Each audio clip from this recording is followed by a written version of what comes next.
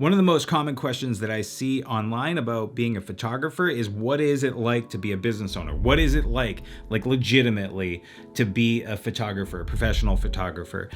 Today has been nothing but post-processing a photo shoot that happened over the weekend and just really scheduling the rest of my week and scheduling part of next year because it's the end of December. So it's been sending out lots of emails, keeping in contact with people. I'm actually setting up a podcast for 124, which is my business to business podcast versus my Dave Grenier podcast, which is the peer-to-peer. So this channel is you and me talking. This is photographer to photographer. And then 124, the voice on that is business to business. Now you will see some crossover. That's only natural in this space. But for me, building a business, being a professional photographer, very little of it is actually being on site doing the actual photo shoots. That's the quick stuff.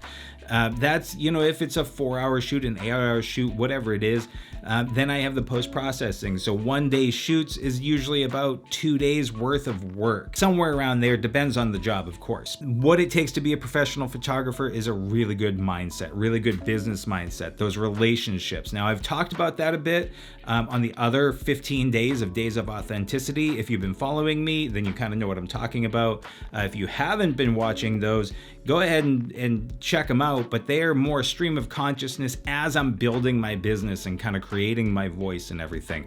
But being a professional photographer is a lot about scheduling, not so much about the actual act of photographing. There is a lot more about being a professional photographer. You need to have the skill set. You need to have the knowledge about the equipment that you're using. Why are you using that equipment?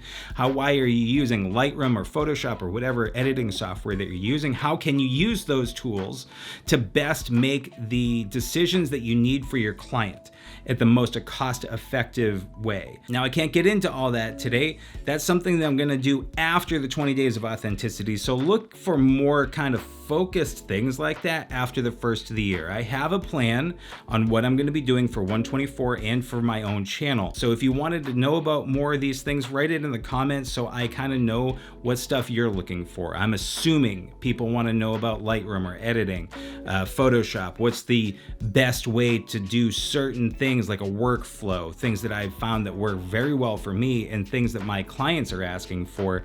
I can go over those kinds of things. But if you have other things that you're interested in, or just like you don't know what you don't know, let me know so that I can kind of focus on that too. So until tomorrow, until next time, be good to each other.